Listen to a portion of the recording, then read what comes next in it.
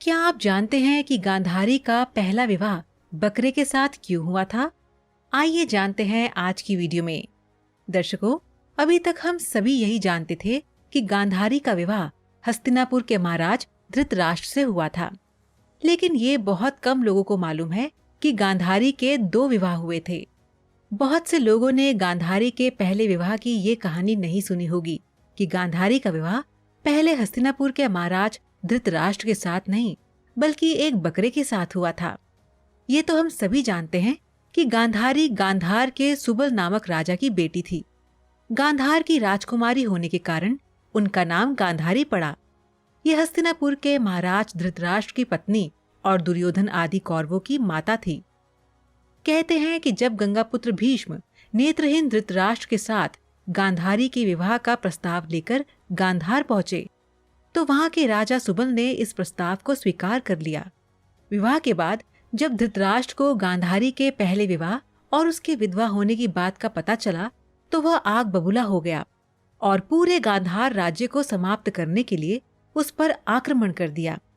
कहते हैं कि गांधारी के जन्म के समय जब उसकी कुंडली बनाई गई, तो उसकी कुंडली में एक दोष सामने आया।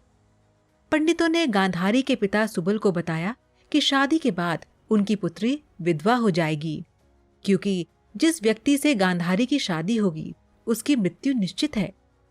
गांधारी का सुहाग बचा रहे, इस समस्या का हल निकालने के लिए उसके पिता ने पंडितों की सलाह पर उसका विवाह एक बकरे से करवा दिया और उसकी बलि दे दी। ऐसा करने के बाद गांधारी की कुंडली से विधवा होने का दोष हट गया।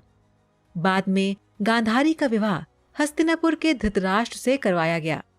विवाह से पूर्व गांधारी को नहीं पता था कि धृतराष्ट्र दृष्टिहीन है, लेकिन अपने माता पिता की लाज रखने के लिए उसने उनसे विवाह कर लिया। जैसे ही भगवान शिव में विशेष आस्था रखने वाली गांधारी को यह पता चला कि जिस व्यक्ति से गांधारी का विवाह हो रहा है वह तो नेत्रहीन है, तो तभी से गांधारी ने भी अपनी आंखों पर पट्टी बांध ली, क्योंकि गांधारी का मानना था कि यदि उसके पति नेत्रहीन है तब उसे भी संसार को देखने का अधिकार नहीं है। लेकिन ये सब शकुनी को अच्छा नहीं लगा, क्योंकि शकुनी नहीं चाहता था कि उसकी बहन का विवाह एक दृष्टिहीन से हो। उसने इसका विरोध भी किया, लेकिन इसके बावजूद भी गांधारी का विवाह धृतराष्ट्र से हो गया।